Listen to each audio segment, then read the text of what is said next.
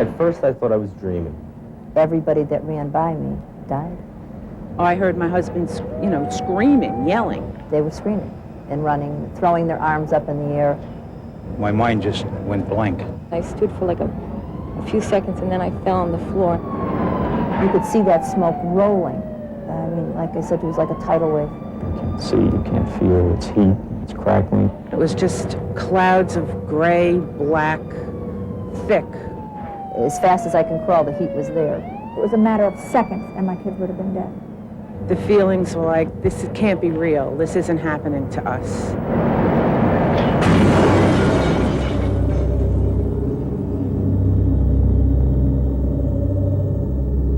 The voices you just heard are voices of people who never dreamed they would ever be in a fire. They survived because they planned to get out alive. Some simply were lucky, just like the people in this apartment. The flames which swept through the building that was here left these 50 homeless. It also left 4 dead, including a 14-month-old girl. Some people survived because they knew what to do when the fire struck. One family used the door to save their lives. Another man went back into the smoke. He died. 15 of the residents were saved because they had smoke detectors. But luck is just not enough, because this year, 60,000 Americans will be severely burned in fires, and 6,000 of you will die in fires. That's because you were never brought up to understand what a real fire is really like. Now, what you're about to see might frighten you, but remember this. Fear and respect of fires could save your life. It's already saved hundreds of lives, and that's why McDonald's, First Alert, and WCBS TV are bringing you this. Plan to get out alive. Come on, guys! Go on, it's coming. I'll feed it to you. So what can you expect if you're in a fire? There are 4 basic facts you must learn if you are to survive a fire. First, a fire is black. You won't be able to see in a fire. Second, the smoke and the gas will kill you, not the flames. Third, the heat is so intense it defies description. The heat alone will kill you. And fourth, time. You have no time in a fire, you must get out. Let's take fact number 1. If you've never been in a fire before, this will come as a complete shock to you.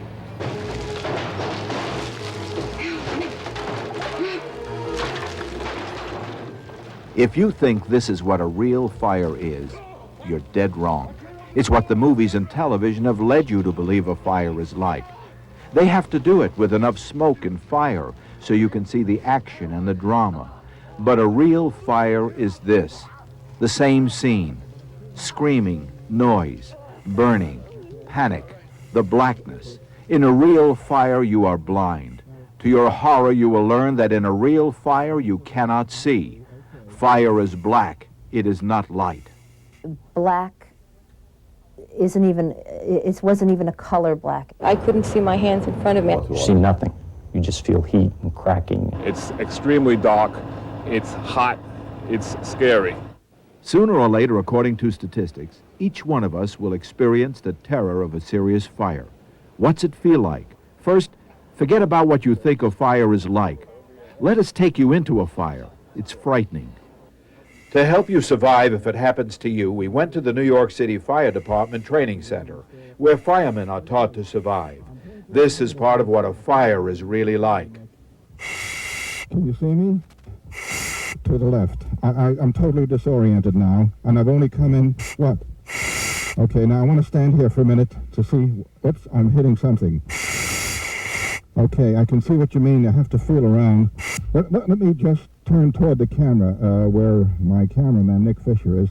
He's somewhere in front of me. Nick, I don't know whether you can see me. I can see a light over a camera, and you're about, what, a foot away from me. You're less than a foot. You're right on top of me, and I can't, there, okay, I see the front of the camera now. Now I'm going to turn back toward the fire. I feel the heat is coming. Now, I just walked into the wall here. Good God. But it feels good to see the fire. It's crazy as it seems because it gives me a point of reference. That other room frightened the hell out of me because I had no way of telling. It was like being an astronaut in space. Yeah, I didn't know if I was upside down. I'd never find a door in this. Okay, I can feel the wall. I just can't imagine how terrible it would be to be inside a room like that without anyone with me, with total disorientation, not being able to see or feel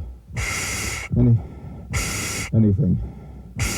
It's total panic. You know, before this, I always thought that fire meant light. It's not. It's black. It's a panicky black, and it's hard to describe. And only somebody who's been in the fire could tell you what it feels like. So the first fact you must know about a fire to survive is that it's dark. It's not light. Expect not to see. It will be pitch black. The second thing you must learn is the danger of smoke and gas. This car, with its motor running, is pumping out carbon monoxide into an enclosed garage. Carbon monoxide is invisible and it's odorless.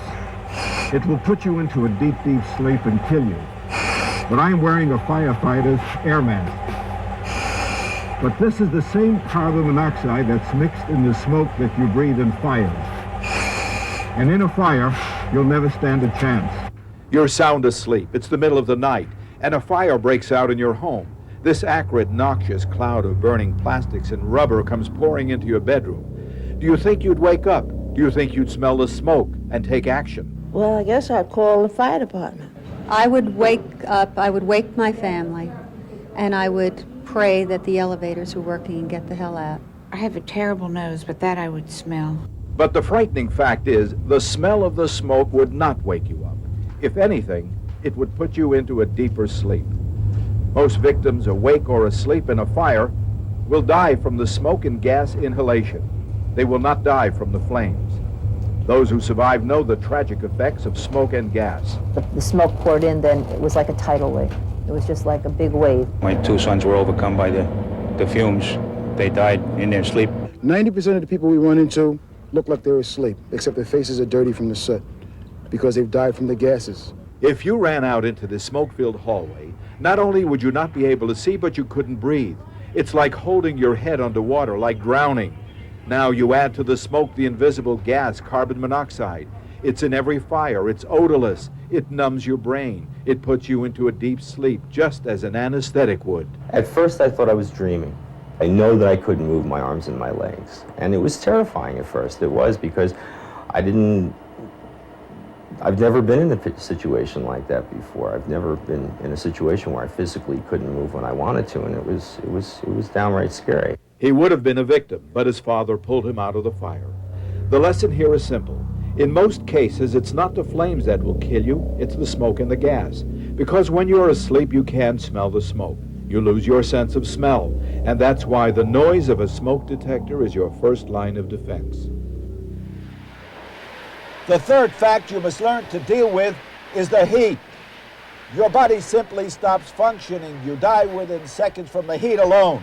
It is indescribable. It hits you like being hit by a Mack truck. It's so hot that there's no way to explain it. Watch what happens in a specially controlled fire. The couch is burning. At 150 degrees, your body will stop working. Your lungs will literally vaporize. You'll fall unconscious. In this living room, the fire has been underway for slightly over a minute, and the temperature in that smoke layer is an unbelievable 700 degrees. Instant death if you stuck your head into that smoke unprotected. The heat in a fire is mind-boggling. As fast as I can crawl, the heat was there, and the bottom of my shoes were melted. The heat was so intense that it cracked the porcelain utilities in the upstairs bathroom. If you breathe air that's 150 degrees, it would scorch your lungs and kill you instantly. Overhead in the darkness, it's well over 600 degrees. It's hot enough up there to melt wiring and plumbing. Let us show you how hot a fire can really get. Watch the heat in this room build to explosive heights. What you see happening here is called a flashover. The intense heat reaches a point where almost everything in the room is burning. The temperature is now hundreds of degrees, and the smoke itself is ready to ignite, blowing out the entire structure. There's no chance at all of survival in this heat. So fact number 3 is the heat. It is mind-boggling. The heat alone kills in seconds. One breath of superheated air can destroy your lungs. Fact number 4, time. Most people think they have time in a fire, but in a fire, there is no time. The front windows blew out, and it swept that wall of flames right up that hall. It was a matter of seconds, and my kids would have been dead. I smelled smoke. We went back to get the dog and a few valuables, and by the time we went back, it was too late. We couldn't get out. Here's what we mean by time. A wastebasket fire begins. It's undetected. Within a minute, the sofa is on fire, and the smoke is beginning to fill the room. But it hasn't set off the smoke detector in the next room. Upstairs, there's no warning yet. Downstairs, the heat is intense enough to knock you unconscious if you try to enter. Now, it's 2 minutes into the fire. The smoke detector goes off. This is your first warning there's a fire. The smoke pours upstairs. Downstairs, it's now 3 minutes. The room is fully involved. The thick choking smoke is lowered. Nobody would survive in this room. Now it's 4 minutes into the fire. The upstairs and downstairs hallways are impassable. If you didn't have an escape plan, you're trapped. It's been only 2 minutes since the smoke detector sounded the alarm. In all, it took 5 minutes after the fire started for the gas, smoke, and heat inside the house to kill everyone. In 2 to 5 minutes, forget it. It's all over. So it turns out that time may be your biggest enemy in a fire. You may have less than a minute or two to get your family out safely. So there you have it. Basic facts which most Americans don't know. 1, a fire is black, it is not light. You will not be able to see in a fire, expect that. 2, the smoke and the gas in a fire will kill you, not the flames. 3, the heat is so intense your body simply shuts down. You will die within seconds. And 4, time. You have no time in a fire. You must get out. If you know these 4 basic facts, you can plan to get out alive. Let's see how you respond to these common fire situations. How would you respond to this common accident in the kitchen, a grease fire? Would you reach for a lid cover if it were handy and place it over the flames? Or would you pour baking soda on the flames? Would you use a fire extinguisher? Or would you use water? I would use baking soda. I would put a lid on it. The baking soda, I think, works if you don't have a fire extinguisher. The correct way to deal with a grease fire, use a lid cover, baking soda, or fire extinguisher. How well do they work? Watch. The lid cover removes the supply of oxygen that the fire needs, and the flames die down quickly. Know where the baking soda is handy, and pour it over the flames. You may expect a slight flare-up, but keep pouring, and the fire will die. A fire extinguisher will quickly douse the flames, and the newer fire extinguishers cause very little mess. The one thing you don't want to do is to throw water on a grease fire. Watch what happens if I do. This kitchen fire is now getting out of control. In your home, how long do you think it would take for this same fire to get out of control? Do you think it would take 30 seconds? Do you think it would take a minute? Do you think it would take 5 minutes, or do you think it would take 10 minutes? What do you think?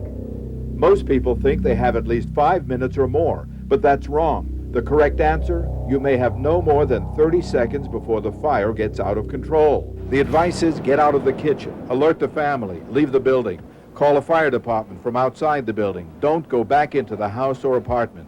Wait for the firefighters to arrive and take over. In the wrong hands, a match or cigarette lighter can kill. For parents, consider this interesting question. Which do you think would be more dangerous in the hands of a child? A loaded .38 or a cigarette lighter? Think about it for a moment.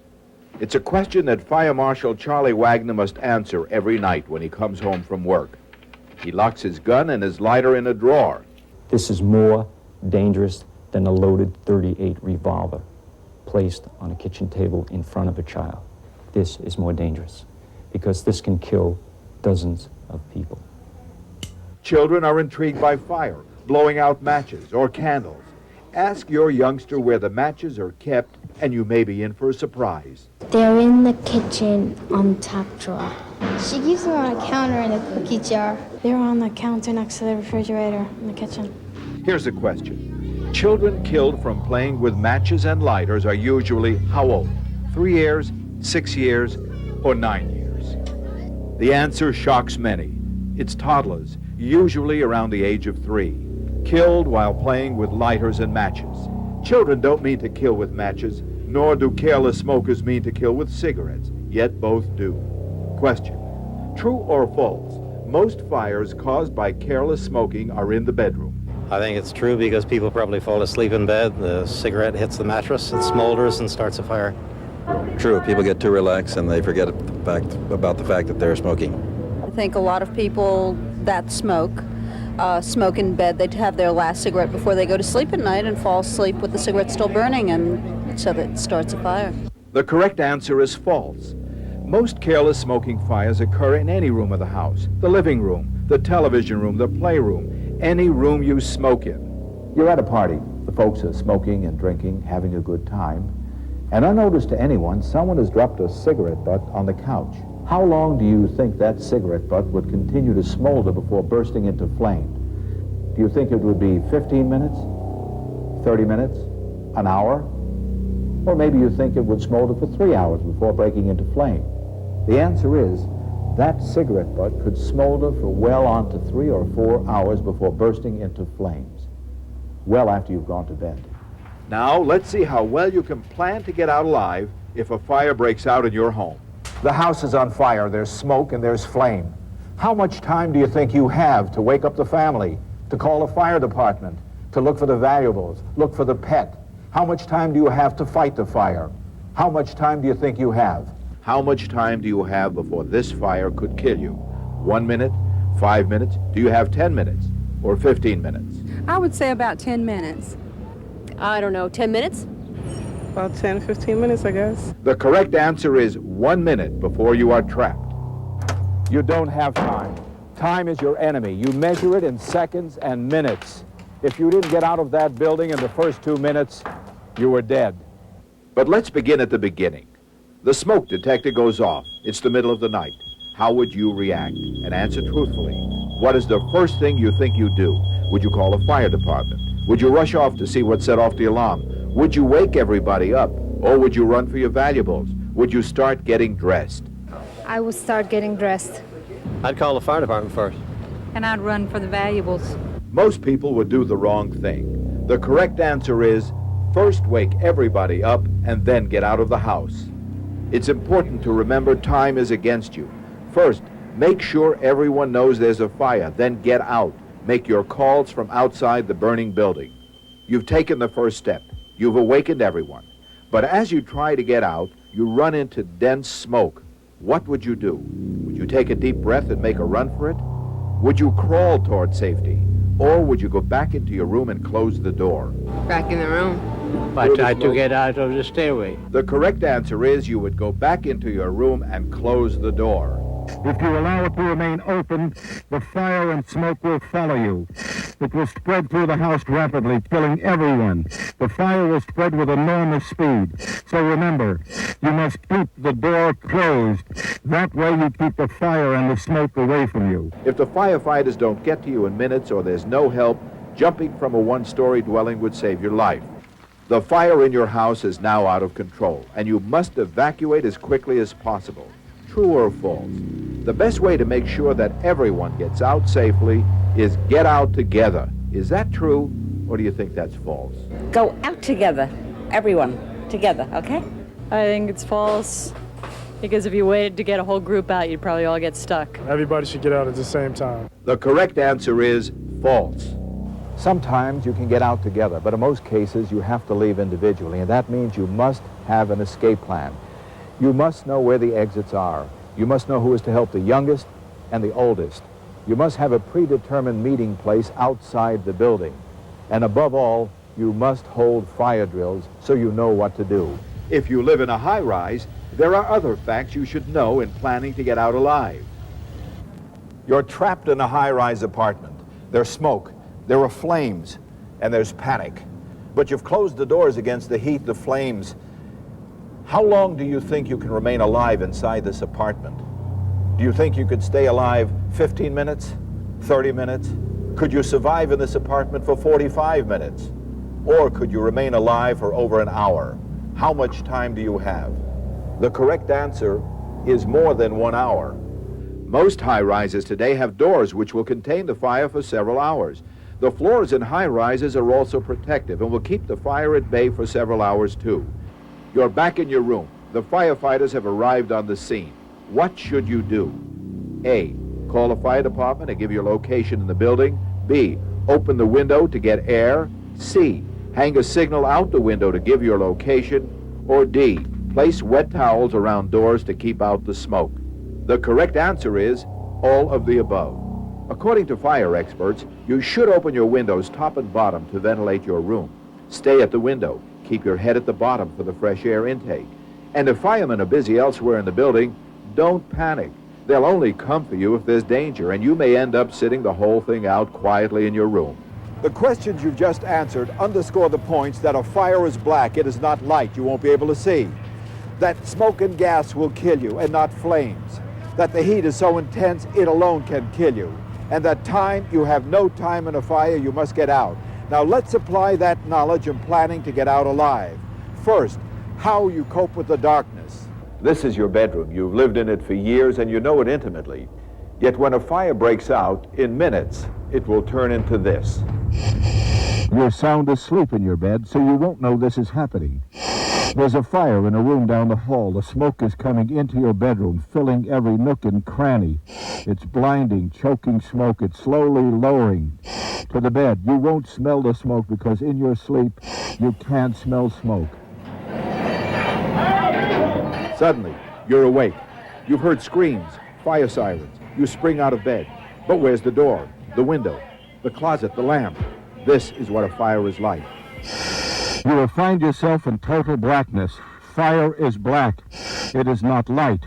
You can't see. You must get down on the floor. If you do get down on the floor, you'll suddenly discover there's more light. There's more air.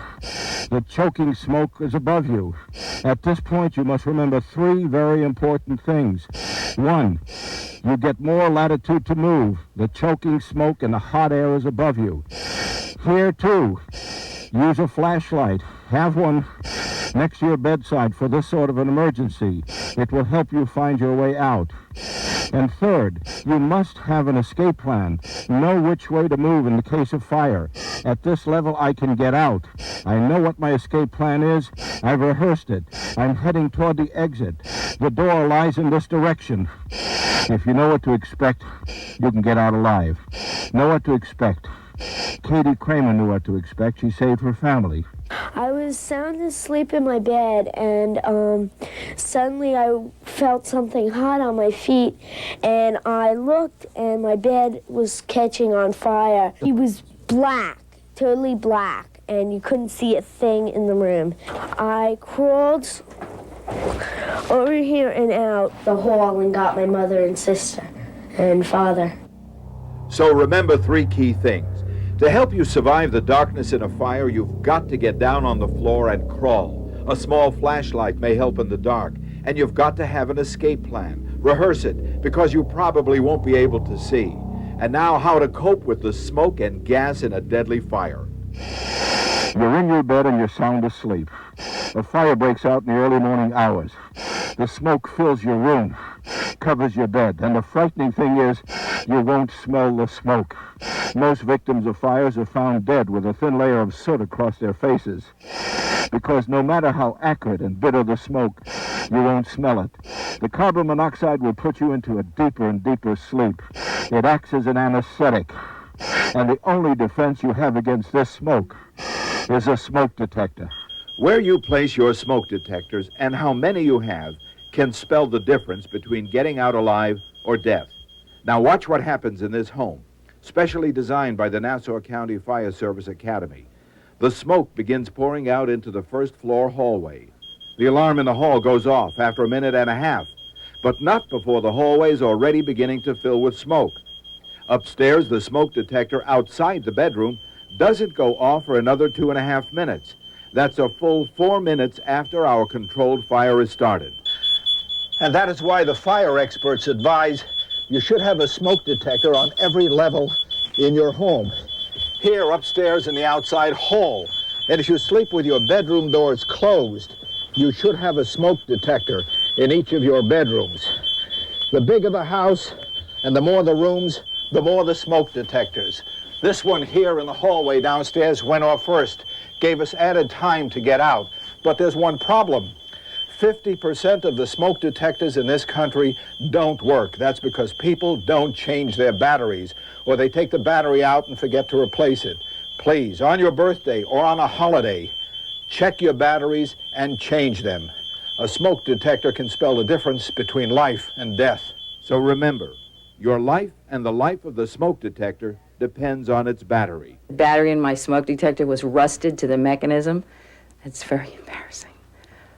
You know, and I feel terrible. I never considered it. I never thought that this would ever happen to us. There's really no excuse for not checking the life of your battery in your smoke detector. There's even a new smoke detector which you can test with a flashlight that will immediately tell you if the battery is still working. To survive the deadly smoke and gases in a fire, you must have a smoke detector. The more the better, at least one on every level of your home. And you've got to check and change your batteries regularly, or all the smoke detectors in the world won't afford you any protection. When it comes to dealing with deadly heat, you can take a lesson from firefighters. They live with it at each fire. All right, move it. Let's go. Keep moving. Keep moving. Keep moving. Get down. Unlike the movies, firefighters do not race through burning buildings. They spend their time on their bellies, on their hands, on their knees. They crawl even with all their protective gear. The heat at head level can spell death, so they must stay low. They're trained to make it second nature to crawl, or any fire they go to could be their last, because down on the floor not only will you see better, but the temperatures that would kill you if you were standing are survivable down on the floor. How dramatic are the temperature differences? I went into the specially designed training room where temperatures on the floor were 90 degrees. At head height, a blistering 600 degrees. The ceiling even hotter. Instant death if you stand up. Because remember, we said before, temperatures of 150 degrees or higher knock you out and kill you. And even a small fire can heat a room to that within a minute or two. When you're trapped in a burning building, remember the rule. The rule is to crawl. Don't stand up. The heat overhead is several hundred degrees. It will kill you. It's not the fact that you can't see. And should you stand up, the smoke will knock you unconscious almost within seconds.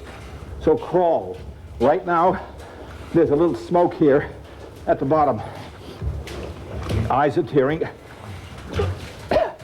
We're getting a little sore throat out of this, but the heat overhead, if I were to stand up right now, would knock me back and probably kill me. The bottom line is that you have to stay low. You must crawl to safety. Heat kills. You can buy life-saving time by crawling.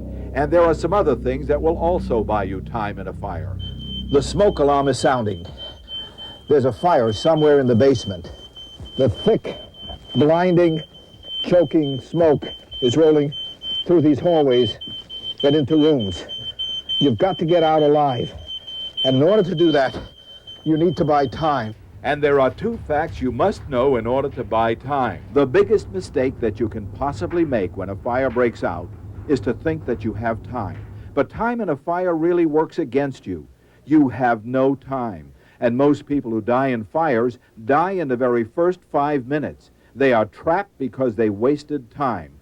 There are two things that can help you buy time in a fire, and knowing them could save your life. If you have a fire extinguisher, how much time should you spend in fighting a fire? Rule 1 is simple. You have 30 seconds to put out the fire if you're right there when it starts with a fire extinguisher in hand. That's all the time you have.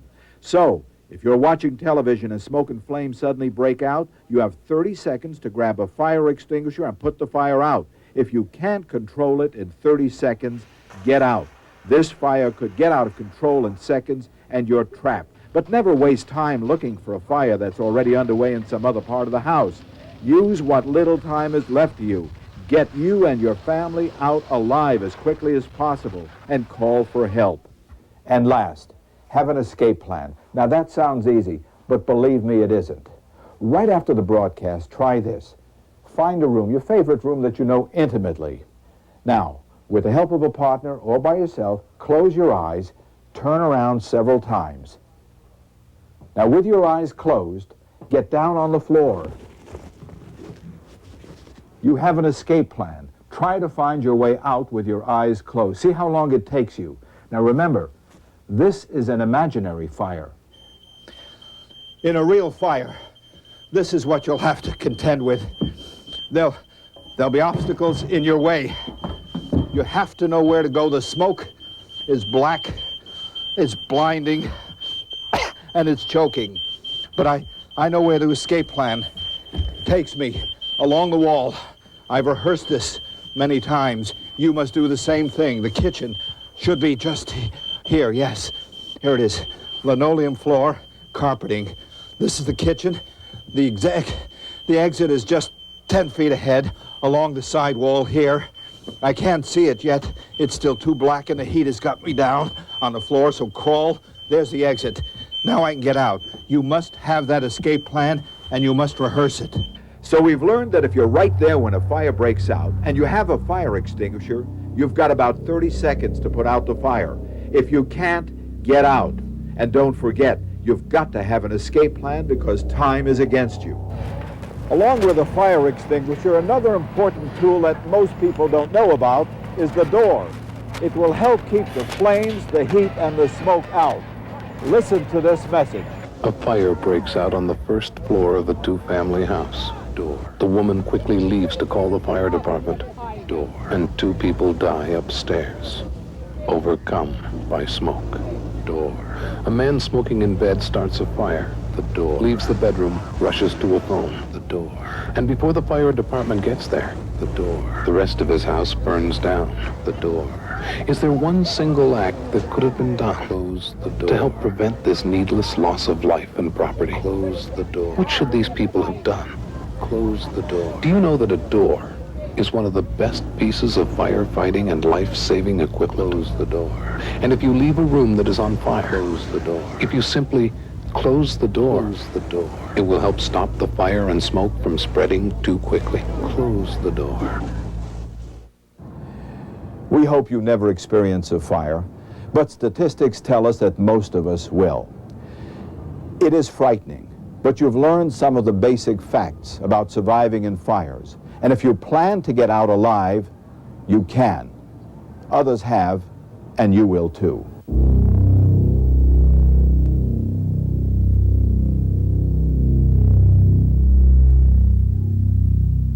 Knowing what to do saved my life. I mean, I know that now. But knowing, when I saw the people in there using every bit of energy they had to panic, every bit of energy to scream, not 1 ounce of energy was put into any thought. That's what killed some of those people. My sister opened the door and I could see a lot of smoke coming in, and that's how I knew that's how I was sure that there was a fire in Katie's room. And she grabbed my hand. She grabbed my hand and I took a deep breath of what oxygen was left in my room, and I holded it until I could. I holded it as long as I could until I couldn't hold it anymore, and then I breathed the smoke, and I ran downstairs and I shaked my brother a lot, and I almost yelled in his ear, and I said, "Chris, wake up! There's a fire in Katie's room." The child takes the cigarette lighter, and it has a little wheel, and then it becomes a toy, and they zoom, they run it along the ground, and they see the spark, and they go vroom. Then they take their little fingers and put it on the trigger, and they go vroom, vroom, and now they have a fire. And unlike a match, that match will go out sometimes, but this fire will not go out. And they'll go under a bed or in a closet, and then the fire will get going, and it'll be out of control, and they don't know what to do. They don't know enough to run because they're so young. And what happens, the fire gets out of control. And that combination, the most destructive force in nature, fire, and children, is a losing combination. I took the elevator, not knowing there's a fire. Knowing the first rule, of course, is when you know there's a fire, you don't take the elevator. But I didn't know there was a fire. And when I got off on the 7th floor, the entire elevator door, the door opened and the entire elevator filled with smoke, so thick and so black that you could not see your hand in front of your face. But immediately I dropped to the floor, so my mouth and head were only about inches from the floor. And there I could see and I could breathe.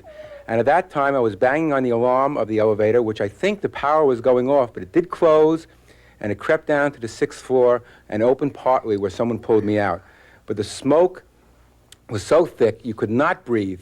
It is the most frightening experience you can imagine. First there's nothing, all of a sudden, intense heat. I didn't feel pain right away, though I guess you're in shock. I felt pain afterward.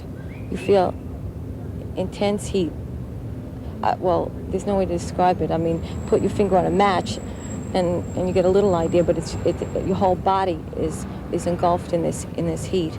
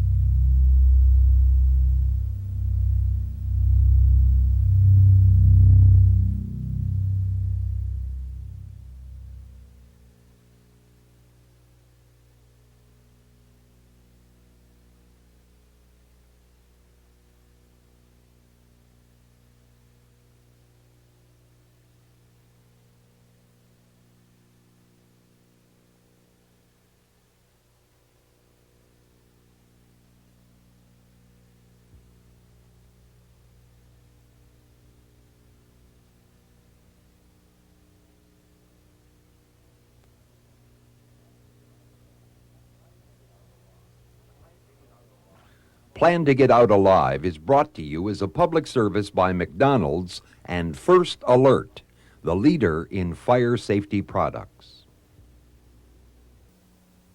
I see it over and over. Stupid little kitchen fires that take out people's houses. Fires where they lose everything. Fires where not everybody got out. What I don't see why you're sitting in a house without a fire extinguisher. You got a smoke detector? Great, but you gotta get a fire extinguisher too. Smoke detectors and fire extinguishers from First Alert, a warning and a weapon. You have a fire, what are you gonna say? They cost too much? I was too busy? Nobody plans on having a house fire. But you can plan to get out alive. And you can do it now. Install smoke detectors. It's a small price to pay for something that can save your life. Practice home fire drills with your family, with your roommates. Know 2 escape routes from every room. And remember, don't panic. If you've planned ahead, you won't get burned. Plan to get out alive. Now. We at McDonald's care about your life. So write for a free brochure at McDonald's Fire Safety, P.O. Box 11189, Chicago, Illinois 60611. Call me unreliable. Call me unpredictable. Throw in undependable too. Flashlight sure can be unreliable, but there's one that's ready when you need it. The First Alert Rechargeable Flashlight, because First Alert Rechargeable means reliable. But it's undeniably true. First Alert, reliable, rechargeable.